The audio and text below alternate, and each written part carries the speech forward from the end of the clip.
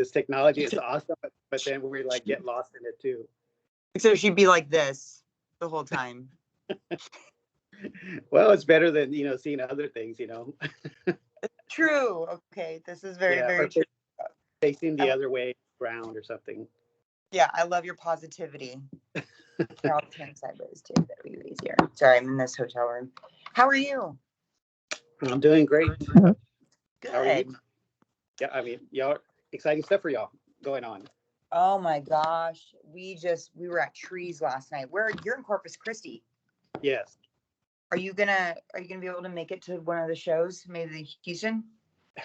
If I can get out early tomorrow, I may try to. I just have a big project coming up next week. Okay. Yeah.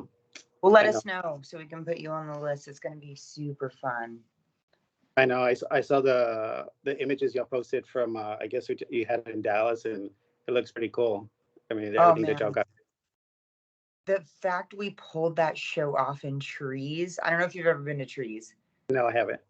Okay, so Trees is a venue that has trees in it. I mean, they're poles in the venue, but they're made to look like tree trunks. And then the stage is like a trapezoid, but like stage left is really deep, like 15, what do we have, 20 feet? And then stage right goes all the way down to like 15 feet of depth. So there's like this weird angle, really big over here, really little over here. And, for dancers with formations that are already set, we're like, which way center? Which do we go this way at this angle? Do we go straight? So it was a little bit of a challenge, but we had a good time. Yeah. Oh, that's good. I'm sorry. We just jumped right in. No, it's all good. I had pushed record, started recording, and then I can edit out whatever I need to later on if I needed to. Okay, cool. Yeah. So for anybody who's going to be tuning in, of course, you're Alicia from the Cherry Bombs, which this is your brainchild. You've come a long way with this, and congratulations to where you've gotten to already. Thank you so much. It certainly, it's hard sometimes, man. Like one of my performers and I were just talking about this last week. Sometimes when you're pushing so hard to go forward in things, you forget how far you've come and you don't really take a chance to stop and reflect on the progress. So thank you. That means a lot. Yeah. And correct me if I'm wrong, but it seems like this, from what I've heard, this is like the main time that like a performance like this has had like a headline run. Usually it's, y'all are opening acts for musicians and stuff, but now you have musicians opening up for you. Yeah, it's quite an honor, let me tell you. I think you've seen performance acts similar to ours do something different, like Cirque du Soleil, like they go tour, and they're their own show and their own production. But it's pretty rare to see bands like in the band live music industry to have bands open up for a dance group like mine. It's a very new thing for us. It works really well together. And it's an honor. I'm very, very grateful, and it's a complete honor to have that ability to do that, and to see bands that want to open for us is mind-blowing. It's like, really? You do?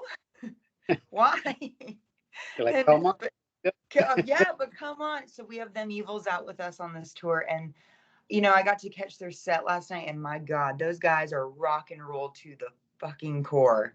I mean, they're playing on the bar, taking shots while they're playing their instruments on top of the bar. And like smashing things and throwing their beers everywhere. Like, they're everything that rock and roll to me used to be. So it's kind of nice to see that kind of rebellion again in a band. Yeah, that must be cool. You just started your run. Was the pre-show jitters kind of getting to you before you went out on tour? It's weird. I think with us, we were in pre-production rehearsals all week leading up before the tour. And it never really hits you until you show up at the venue you're going to perform at. So all Mhm. leading up to this, we've been rehearsing and practicing and adding the lighting and adding the costumes, but it still didn't really feel real. And then we got to the first venue, which was in the launch pad in Albuquerque. And then it was like, oh, all right, like this is it. There's, Yeah. this is how it's going to go. This train is not stopping for nothing. So we better be on it. and yeah, there's a little bit of there's a lot of adrenaline, I would say, a ton of adrenaline. But it's a weird thing about adrenaline, man, is that it forces you to focus and really like have this laser hone in ability onto what it is that you're doing, and everything seems so clear. And we all rehearse together so much, and we're all used to performing together so much that everything is a very smooth choreographed piece. Even when something goes wrong, Yeah. it doesn't, it's not catastrophic, because we're all so in tune with one another on stage. It's really kind of cool. Yeah. Now, so I mean, you're bringing out the Macabaret on this tour run. What has the preparation been like? I mean, you have like a lot of equipment that you got to bring with you. Like Yeah. setup. How long does it take to like set something up like that? Well, we're very grateful on this run. We actually have crew. Before, tours like this, we never had crew, so we had to do everything ourselves. Yeah. So it's much easier when you have more hands, obviously. Um, let's see. Yesterday, it took about an hour to get in and rig all the apparatuses and set up our scaffolding, our modified scaffolding, which is our set. Um, RLD, it takes a few hours to load in the lighting package and set up the Vesuvios and program and get those all tuned in. So all in all, man, it takes about 3-4 hours to get in, rig, figure out what the plan is going to be, because every venue is different for our show, So sometimes we rig on stage, sometimes we rig in the audience, sometimes we can only enter from stage right or stage left or both. Or sometimes not at all, it seems. Yeah, so it takes a good solid, I would say, about 4 hours for us to really map the whole night out and Yeah. set it all up and get ready Wow. for it. That's pretty impressive. That's a lot that goes into, and some people don't ever see that. They just show up. It's like, okay, now we can see your performance, other Yeah. than not everything that happens in the background to make it happen. Yeah, and that's kind of why I started the YouTube series Girl Gang. Yeah. Was because I wanted to show people that it's not just, you don't come to this show and what they're seeing is the final product of hours and hours of rehearsals and work and dedication and time and training and so many more things. So they just see the end result of it. But what I wanted to show people was that there's so much more to it than that. And it's a ton of work and a ton of dedication and all the things that make that show happen.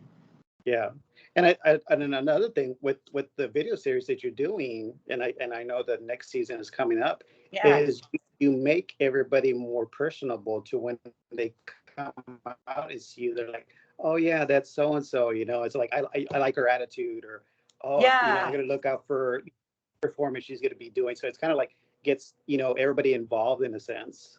Yeah, yeah. That was something that was always really important to me with the brand, was that I wanted us to be approachable. I want us to be humanized. I don't want us to seem like this far-fetched kind of unattainable thing. We're humans, and we're just like you, and I wanted our audiences to feel that connection with us on a much more human level. um because we're all the girls are super friendly. They're super approachable. And I Yeah, think people, when they come to our meet and greets, they're like, wow, these these kids are really cool. They're cool hangs. We shoot the shit, we talk, we have a drink together. And I want to keep it that way. And I think it's really important to just have that connection with our fans in that way. yeah. And one of the things that kind of reminded me of, and I don't know, if maybe this is what you got your idea from, was how bands back, a few years back. I mean, they don't do it as often, but a few years back, they would have like a VHS of making of this album, or the behind the scenes, and makes you see the whole process, the creative process from start to finish, and makes you appreciate it a little bit more. Yeah, it is definitely reminiscent of those shows from back in the day, like Making the Video or like True Life or whatever it was, Yeah, which I love those shows. But no, I think it started because back in the day, we were doing a lot of motorcycle rallies and the mayhem that would break out at these things. And us on tour, we were 6 girls, one van, and I was driving. And we would go around tour like this, no sleep, you know how it goes. yeah, And it was just so wild and crazy. And I remember thinking like, it's not glamorous, it's not a glamorous job, really, at the end of the day. But people kept having this misconception about us, about, who we were as people and maybe what we do or how we act. And I really wanted to challenge that. I wanted to challenge the public to see us maybe for who we were rather than who they thought we were. And that was yeah, kind of the brainchild behind Girl Gang. yeah. Now your performances, of course, I mean, I'm sure it takes a hell of a lot of stamina. How are afterwards do you kind of balance to kind of stay healthy mentally and physically to be able to perform these, every night? Well, this headlining run, so it's our first headlining run. So a 75-minute dance and cirque show is quite a feat. I'll Yeah, say. It's like people would call me or back in the early days and go, "Hey, Cherry Bombs, how much would you charge for a 3-hour set?" And I was like, "A 3-hour set?" And I always tell them, "How about you run around your coffee table for 3 hours and you tell me how yeah, much you charge?" Because that's what it's like. Um, myself and all my performers are always training when they're not actively performing or rehearsing for something, whether that's training their skills, training in the studio, or training, for their physical fitness in the gym. So you have to be an athlete in order to do the show. There's just no ifs, ands, or buts about it. You're just not going to be able to do it if you're not athletic. So the girls, they all take everything pretty seriously and they're all very passionate about that because it's not only good for our show, but it's good for their bodies and the longevity of their health and their fitness. It's also, we're, I hate using the word family, but we're very much like a very close knit gang, really. There is a huge camaraderie aspect to that. And as far as the mental health aspect goes, sometimes we'll just come to rehearsal, and if somebody's having a tough day, man, or somebody's just down or stressed about life, sometimes we'll just sit and powwow for a minute and, put performing on the back burner so that we can, take care of our homie or be there for her, or, just right. listen to her. So we support each other in almost every aspect you can imagine. It's really a cool thing. That's good. That way, it gets everybody to work together even better. It does, yeah, because there's trust, right? So, we trust each other with personal things and stories and information and things. So then when we're performing together too, that trust, seeps into our performance time. We trust that, she's going to be there when she's supposed to be there. She's going to catch me if she has to catch me. She's going to be there, to help me with this if I ask her for that help. And we have that with one another, and it's so important, and that's so important to make that show happen, kind of like a well-oiled machine, if you will. Yeah. Now, for your music, I know you got some new songs coming out. Who makes the decisions on what songs you're going to be using? Is it the girls that are going to be doing the performances? Like, you know what, I would like to try to do it to this song, or do you have complete control of that? For the most part, it's me. That's kind of my selfish point in the show where I pick songs. But if there's a performer who has a solo piece that they're wanting to do or that I ask them to do, there are times where we will collab on a decision. If they say, "Hey, I heard this song and I think it's really cool," I'll always give it a listen. I always take suggestions. Um, or maybe they pick something and I see the vibe that they're going for, but maybe it doesn't quite fit with what I'm trying to do with that particular show. So I'll go, okay, I see the vibe, but maybe I'll bring another song that's similar in Mhm. aspects but kind of fits what I'm trying to create over here a little bit better. But for the most part, I pick songs that I personally liked. Yeah. I Yeah. know one song that I saw that you have a suicidal tendency song, and I'm thinking, how are they Right? incorporate? Yeah, Yeah, that's kind of the fun thing is like you hear these songs in these bands, you're like, suicidal tendencies. How is a dance group in heels going to do something to suicidal tendencies, right? Like, what is that going to look like? That sounds yeah, awful. Um, but that's our finale piece. And so what's fun about that one, and what I love about picking music is I go for what I call texture in songs. So we performed a Can't Bring Me Down. So what it has, what I like to call texture, in that it's slow in the beginning and then it speeds up, and then you've got a cool guitar solo, and then it can slow right back down again. So there's a lot of different pacing in it. There's a lot of different change and um, feel, and whether it's like a slower tempo and a more aggressive one. So I love choosing songs where I can play with that with movement, and that's what we do with Can't Bring Me Down. yeah. That song, I mean, for me during my teenage years was like that whole album. I mean, that one, How Will I Laugh Tomorrow? I mean, all that stuff was just like all my teenage years. It Right? helped me do a lot of stuff. Yeah, so I pick songs too from teenagers because I feel like adolescent years are so formative in who we are as a person, who we're going to become. It's kind of where we start figuring out what we like and what we don't like and what resonates with us, and we kind Yeah, of, it's a very you're developing so much during that time in your life, and there's so many concrete memories from that time in our lives as we grow up. And so I think it's very nostalgic to hear a song like that from your youth and be like, oh man, this just floods yeah. you with everything. Oh, yeah. It still does. Like, I mean, Yeah, I'll listen every now and then. I'm like, man, it still gets me at that point too. yeah, It's yeah, crazy. absolutely. That's actually why, well, not why, but one of the reasons why I threw a Prodigy song in there, because Prodigy was they were my adolescent band Yeah, ever. Like, they could do no wrong, and so many memories come out of listening to that album, Fat of the Land. yeah. Now, is it sometimes distracting too because you're hearing the song, you kind of maybe reminiscent on the emotions, and also trying to focus on the performance.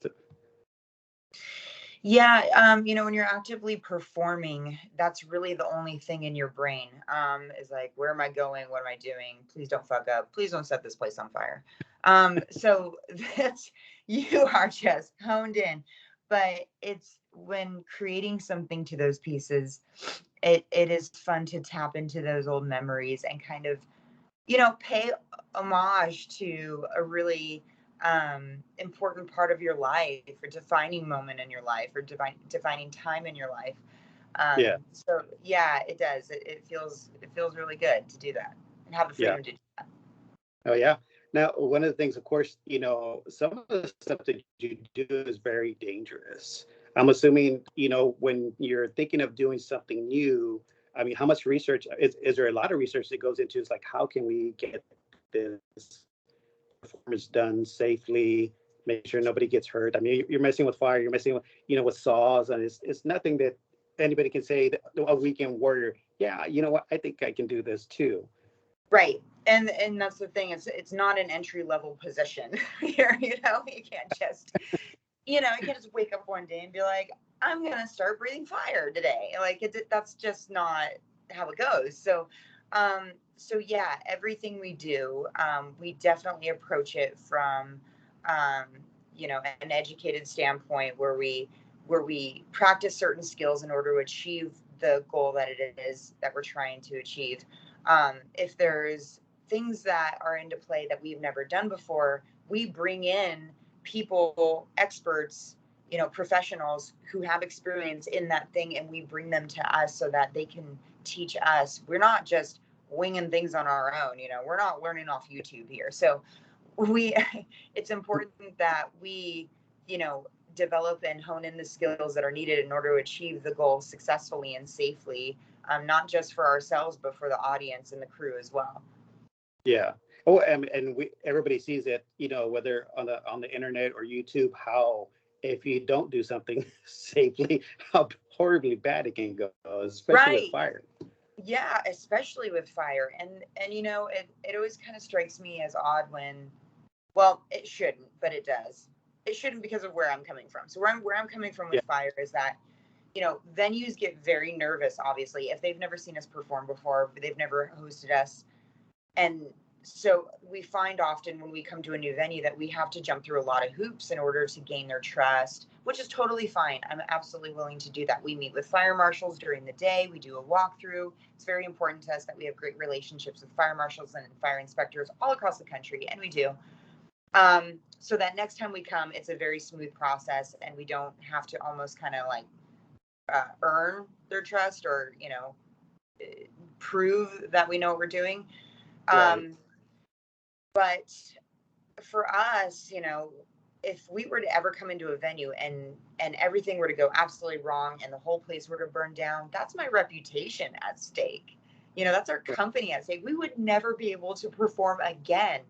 So I sometimes I have to ask, you know, promoters and venue owners, like, you know, trust me, I don't want anything to happen just as much as you, because Yeah, that's our name on the line right there. But I say that because I have that mentality, but also, as you said, you can go on YouTube and see a lot of idiots doing a lot of stupid shit.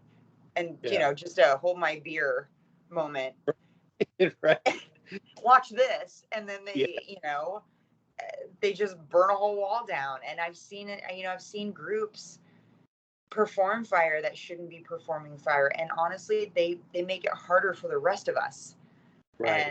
And it bums me out. So don't learn off YouTube. Don't try this at home, and don't pretend you're a fire performer if you're not. Right. I think, I mean, personally, I mean, I'm a firefighter, so I mean, I run towards fire, so I mean, I can Yeah. understand that. But Okay, awesome. even as the performance, I mean, just as a natural reaction would be, it's like, yes, I'm not gonna put that on me or in my mouth.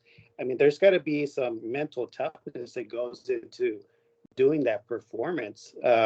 Is it has there been like hesitations to where one of the performers was like, no, I'm not going to do that part, or do you pick somebody else to do those things? Um, with fire, and since you're a firefighter, first of all, thank you for your service. That's awesome. Um, you know, you kind of figure out early on if you have an aversion to it or if you're comfortable with it, right? But with that comfort, you have to have respect for it. And that's the first rule, is you have to respect the fire. Um, if you fear it, completely fear it, you should always have some sort of fear. I think that's important. But if you just have if any of my performers are like, nope, not into this, not doing it, not feeling it, I'll do whatever you want, I'm just not doing this, I'm Yeah, not going to force them. But one thing that is non-negotiable in my team, it is a prerequisite to joining Cherry Bombs, that you are all fire safety trained. All of them. Even if you don't perform fire, even if you hate fire, I don't care. I want you to know what to do should something go wrong, but not, you know, if, when, because it will go wrong. And that's the reality of it. If you play with fire enough, you know, somebody's going to get burned, something's going to happen. What we do is we assess the risk and we try to reduce those risks as much as possible, within our limitations and experience level, right? So we factor all those things in. Um, but yeah, developing the it's a bravery move, I guess you could say, to run towards fire like you do. Um, but it's a respect thing to know when to back off and when to bail out, and when to just, you know, not do it at all. yeah, Yeah, so we definitely take that into consideration. The first thing we do when we walk into a venue is we assess the venue. And I say, okay, for the fire piece, these are our lighting points, these are extinguishing points. And like last night in Trees, I had to take the fire piece down because the venue was too small. There was a carpet stage. I'm factoring all those things in my brain and I'm going, okay, we're not going to do this, we're not going to do that, we're going to strike this, strike that. We can still give hmm, a fire piece and it'll still be great and it'll still make it feel full in there. yeah. Um, but we're just going to reduce the risk there. So yeah, but putting fire in your mouth, man, that's a whole other level of like, I can't tell you. It took me about 50 times before I could just put that fire in my mouth because Yeah. it's right there, like right Yeah. there. That's And not, you're not just like, that's, yeah. but That's, yeah. I mean, thankfully, you're doing everything safe. I mean, because you're right, it's your brand on the line, your safety on the line. So, I mean, of course, you're going to do everything that's right. Now, one of the other things that I saw that you're also going to be doing shit, I can't even think of the name. We're dance training. Shit. Right? I'm giving dance workshops. Yes, there you go. Yeah. I'm gonna be giving dance workshops in certain cities. So I'm doing one tonight in Dallas. I'm doing one in San Antonio on the 3rd, and then I'm gonna be flying to Albuquerque and doing one there on the 5th. So 2 hours, come dance with me. I'll warm you up, I'll stretch you out. Well, you don't have to have any experience necessary. I can work with you, or if you're a professional dancer and you just want to come jam, I can work with that too. And I'll teach you some choreography from the show that we're performing. And then we have some, little Q&A action if you have anything you want to ask me, and do some like empowerment movement exercises across the floor so everybody can kind of, feel themselves a little bit in the mirror and, feel confident and sexy and just, walk away feeling like a whole new person. Yes, because being part of this performance is it's not like you're an well, I guess you could be maybe an introvert because some people can have that to where I can be an introvert at home, but when I'm doing this, I can perform at that level. Man, I am such an introvert. I tell you, for my birthday last year, I told my husband, I said, I don't want to see anybody. I don't want to do anything. I just want my Xbox and a glass of wine Yeah, and a pizza, and that is it. Because I had been peopling all weekend at this convention I was at. And when I people a lot, I have to like go into my shell and close the door and hide in my room and just not see anybody for a while. yeah, Uh, yeah, but performing is exhausting, but it's exhilarating because there's something about it that feeds a part of your soul that you can't get anywhere else by any other means. It's a trip, but yeah, peopling is very hard for me. Over and over and over again, is draining for me. So it's like social stuff. I love hanging out. I love being with my friends, but I definitely need to recharge alone in yeah, a quiet room. yeah. I completely get it. Like I have a new office because I have two jobs. I also teach, so they moved me like a corner in a different part of the building now, and they're like, "Are you gonna be okay?" I was like, "Yes, I'm fine." So Okay. like when the pandemic hit, I was like, oh, I got this. Uh, I'm gonna be fine. yeah, I know Yeah. everybody's. Are you not concerned about your emotional state? Or I was like, I'm fine just by myself. No, Well, I'm at home. Don't worry about me. I I've am, been trained yes, for this. one and the same, absolutely the same. And I don't know if you find this with yourself, but for me, the type of person I am, I find that all my best friendships are low maintenance friendships where we don't have to talk every day or every week. Even we can talk even once a month or every other month, and we'll pick up right where we left off.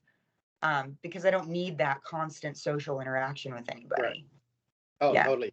Yeah, my wife's the same way. She's got a couple of best friends that she'll talk to like once a year or something, and Yeah.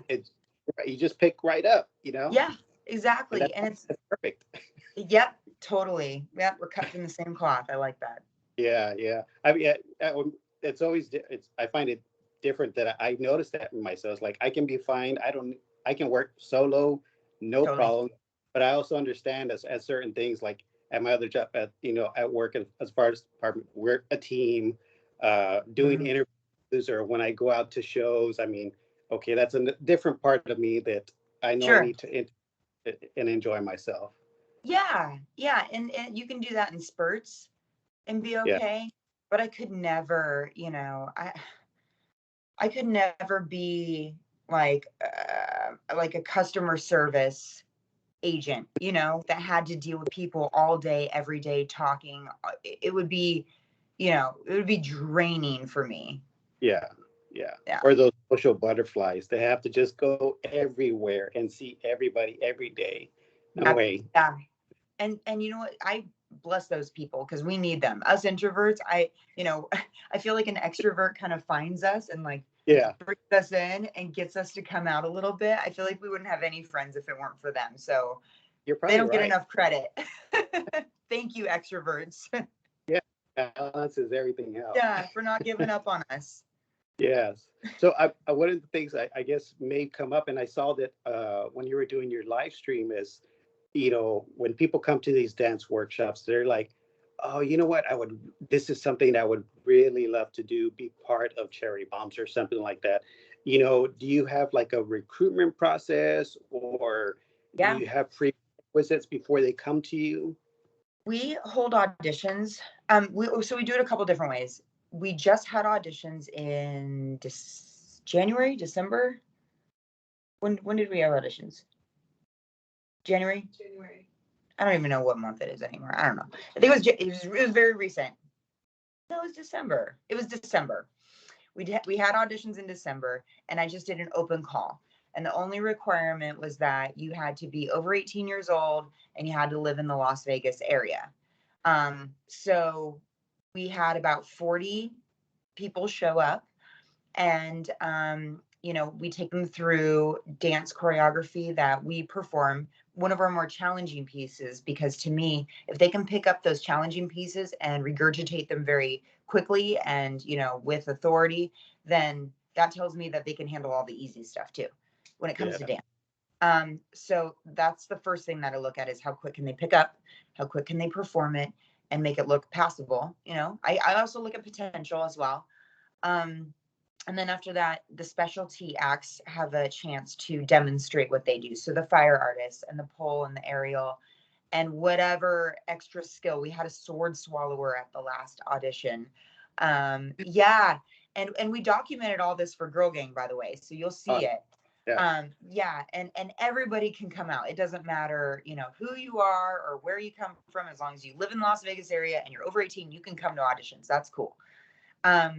So that's the way I did it this round. But previous to that, I've done it through recommendation from my current team. So, like a vetting process, Yeah. if you will. Like, Yeah. she's good, and they know what I'm looking for as far as performers go. So, they look for reliable people, professional, great performers, dedicated, passionate, and a good hang, because so much of personality comes into play when it comes to living on a bus or, Right. rehearsing and traveling together and working as a team. It really is a group effort. So we definitely look for people who have the mentality of being a part of something that's bigger than themselves rather than looking out for the individual. Right. Right. Yeah. It's a team effort, not an individual sport in this. Yeah, exactly. And you find out really quick where people stand on that. If we take them in, they usually don't last long at all. Yeah. Yeah. Oh, gotta weed them out. You do, and Where it they sucks. themselves. Yeah, it's part of it, Yeah.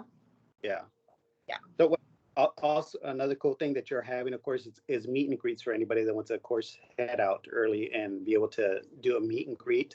Another cool thing that I saw that you are actually, along with that meet and greet package, is you have crew socks, which Yeah. of course goes to the Homeless Alliance, if I'm correct. Yep. Nevada How, Homeless Alliance. Yeah. Crew how did Socks you is come up? an amazing company. I'm sorry. No, I was just asking how you teamed up with them. Yeah. Crew Socks, so they're already an established sock company, and they sell these high quality socks, and they're located in Nevada and Las Vegas, Nevada too. So that's another big thing, is I love to work with local businesses. We print all of our merch locally, so it's about putting back into our community. And Crew Socks happens to be in Las Vegas as well, and for every pair of socks that you buy from them, they give back to those in need, and they donate to a bunch of different charities. And they just have a really cool program with that. So they came to me and they said, would you be interested in doing a cherry bomb sock? We'd love to do a partnership. And I said, oh my God, I've never thought about selling socks before, but I love what you guys stand for. Yeah. I love what you're doing, and your socks are super comfortable. I'd already been wearing a bunch of them. And I was like, yeah, man, let's do it. So they let me design it however I wanted. And I wanted to do this kind of like throwback, kind of hockey, athletic look to it with the two stripes, skater sock kind of feel. Oh yeah. And then our round logo on it. And then underneath the feet, it says rock and roll. And, it's a nice, I felt, a unisex look for anybody. And, and yeah, we do the same thing. So for every pair that we sell, either online or at merch booth on the road, or with our meet and greet bundles, you get them in there too. We will donate a pair to the Nevada Homeless Alliance, because socks are one of the most requested items from homeless people. That's great. That's amazing. I always love it when bands that go the extra step further, because I mean, there's so much that we can do. I mean, just for our fellow human beings, and Yeah. You also become an example, because people see that what you're doing, and they may be able to think, it's like, you know what, maybe I can do something a little bit more. Yeah. I think it's important to always give back if you can, and when you can, always pay it forward, man, because we're all just trying to figure this life thing out on this rock, right? There's no instruction manual. We're just doing the best we can for the most part, I feel.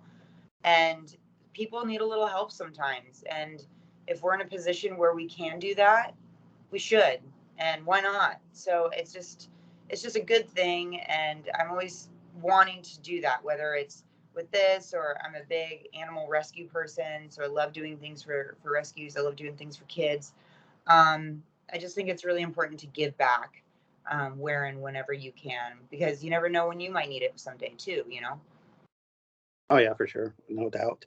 Now your Yeah. meet and greets, how have those been going? I know some people are like, they're like, why are we gonna do meet and greets? And some bands are like, oh, I never do meet and greets, or some like, well, we do them because it gives fans a little bit extra to interact with performers, musicians, and Mhm. everything like that.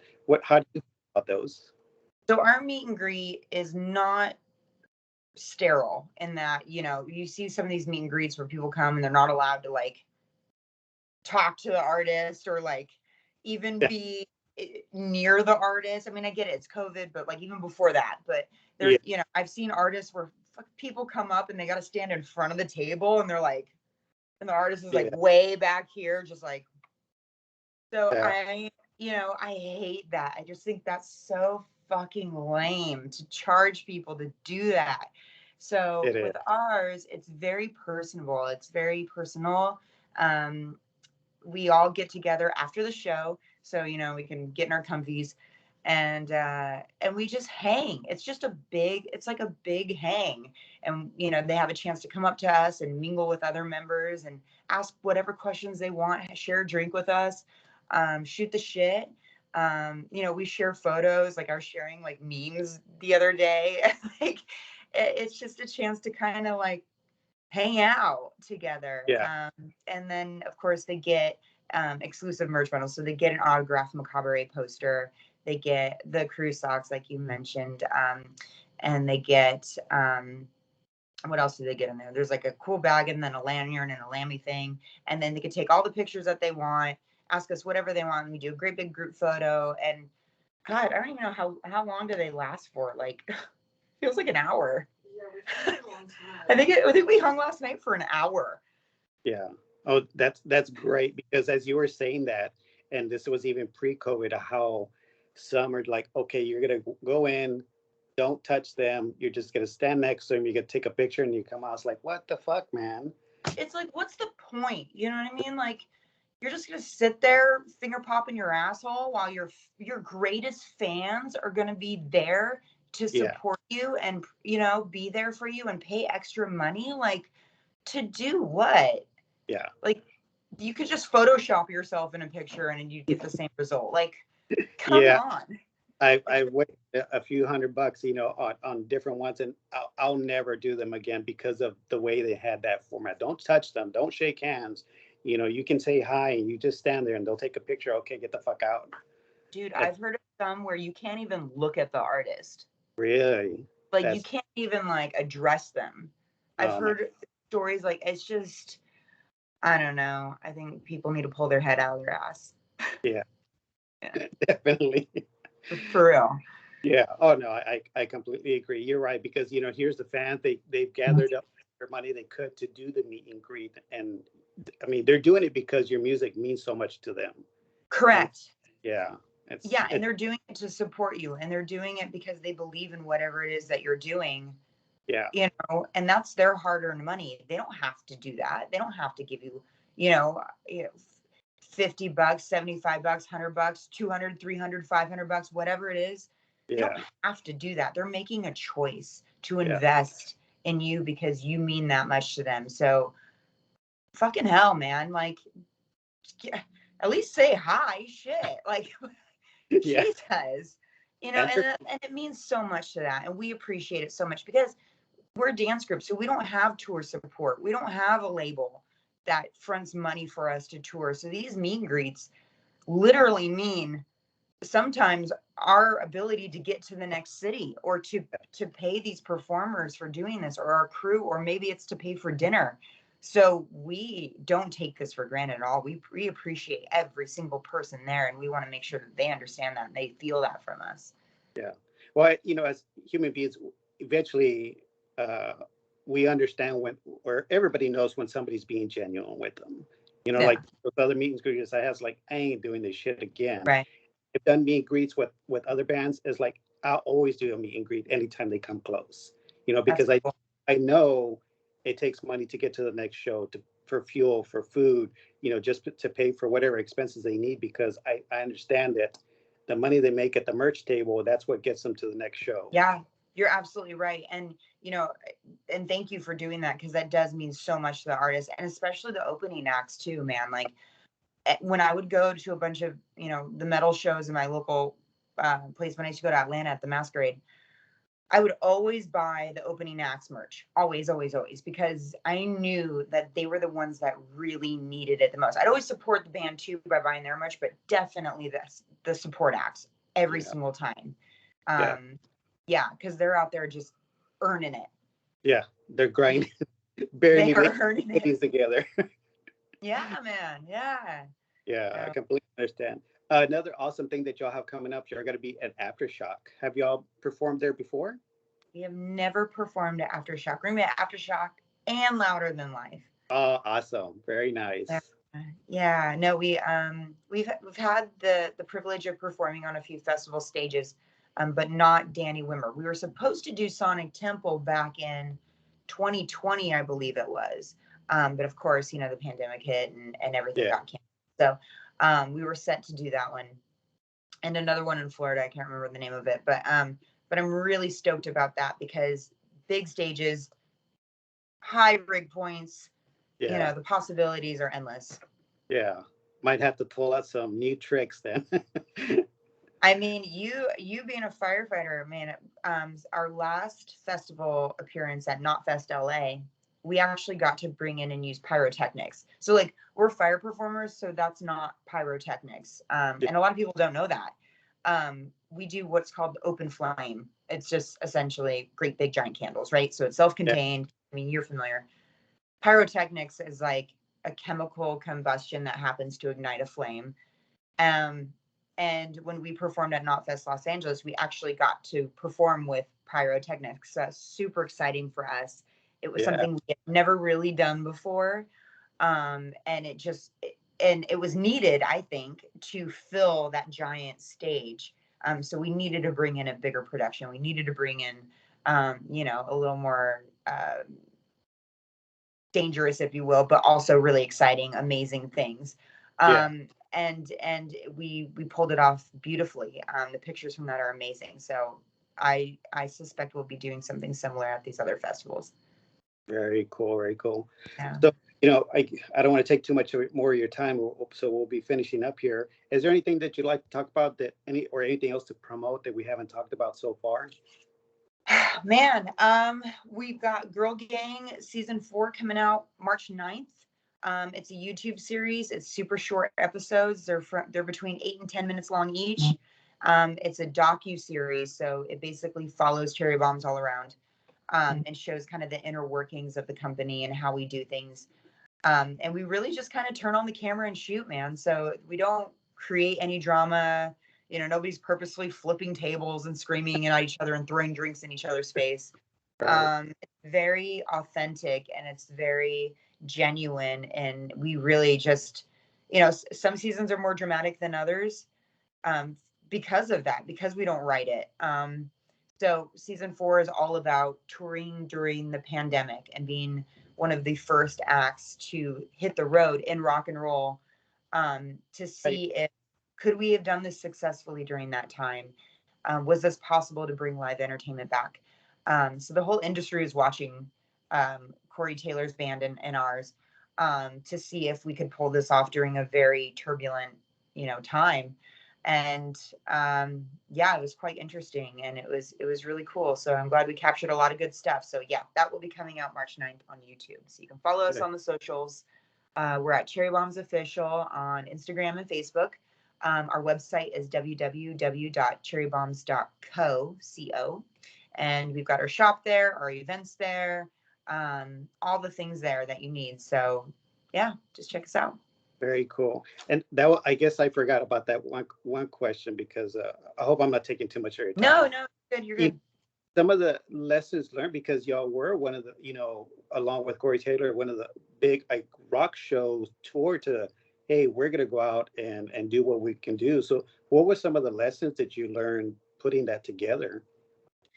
Well, when we first started putting it together, we originally had 6 dates. We were, Corey, my husband, and I, we were like, let's just do a 6-date run, real small. And we called our promoter friend up and we started piecing it together. He started routing it for us. And 6 turned into 16, turned into 26, turned into 35. And it was like, oh my God. And then it was like, okay, so we're going to do this proper run now. We kind of need to go above and beyond on the my fire training kicked in, right? So I was like, let's reduce the risk as much as possible. So we kind of went overboard on that in the sense of, reducing the capacity to 25 to 30%. We were watching what the shows on the Las Vegas Strip were doing, with their COVID protocols and kind of mirroring that. Hmm. So reducing the capacity, temperature checks at the door, masks required. Um, we were in a bubble, no meet and greets, no press, no photographers allowed to get up close like that. We had to have the crowd away. Everybody was going to be in pods or groupings of 4 to 6 people that came together. And I mean, I think I even pitched to have them come in like one group at a time, to separate everybody to keep away rather than everybody bum rush the door. So we were really trying to think of every possible thing to reduce the risk as much as possible for that tour. And it worked on the first leg. It really did. What we learned was that we had 2 legs of the tour. The first leg was a success. Nobody got sick. Everybody had a great time. Yes, it was reduced capacity, so it was a little tough, finding right venues and whatnot. But then that's when the virus started changing, and we were off for about 2 weeks in between the legs, and it was like during those 2 weeks, and you probably remember this timeline, Delta came on the scene, and it came fast. Yeah. So it was like, there was some hope. It was like, oh, coronavirus is, the cases are going down. We're seeing some hope. People are getting vaccinated. This is all great. And then it was like, boom, Delta's here, and it just went whoosh. And it was like right as we were going on the second leg. And the second leg was much shorter. It was only like 10 shows, I think it was, something like that.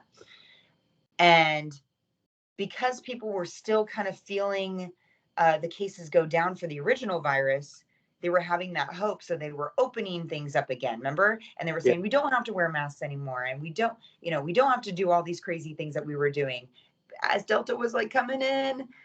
And then it was like those 2 things kind of crossed over one another during that second leg of tour. And that's when, Corey got sick on the last show. Right after that last show, he went to a hotel. He was supposed to fly out to do an appearance. Woke up the next morning feeling awful. Boom. And so, a lot of those restrictions that we had put on that first leg were loosened on that second one. So what we learned was adapt or die, you Yeah. know, change. You're going to have to change. You're going to have to change fast. And one thing we know is that we didn't know a lot about this virus. No one did. We were all kind of learning at the same time and adjusting where was needed as we got information. Sometimes that information would conflict, and sometimes Yeah. it would, and sometimes it'd be this, and then go back, and then it'd be this, and so we were just. I think it takes a big piece of humble pie to understand and know that maybe sometimes you just don't know everything. And so all we can do is our best with what information is given to us at that time. And if it changes, we change with it. Right. And that was the big one. Yeah. Well, luckily things are somewhat settling down. Have you been to shows recently yourself?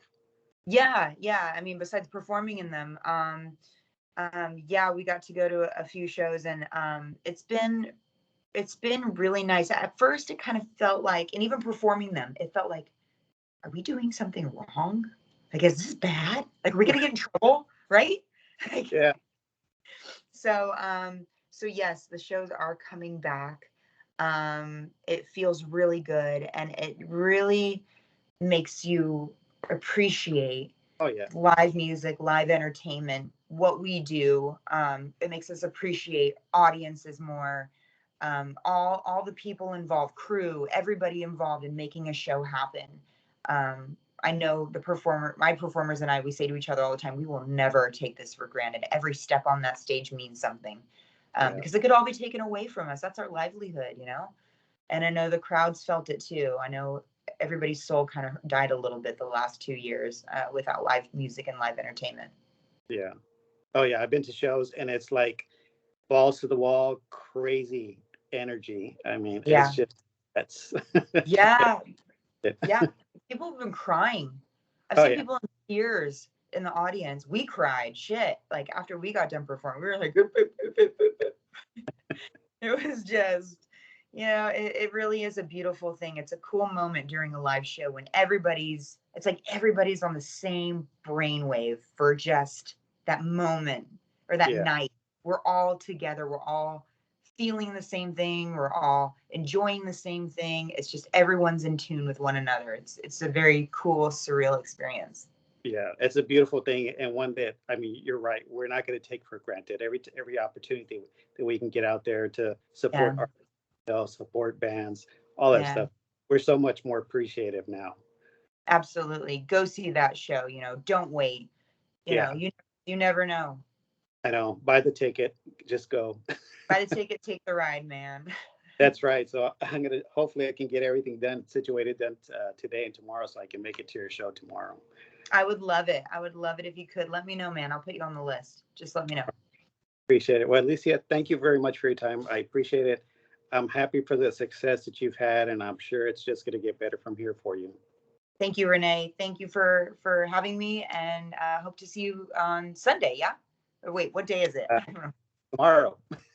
Tomorrow. I'm on the We're road. close. There is no time. There is no day. I'm just here. Yeah.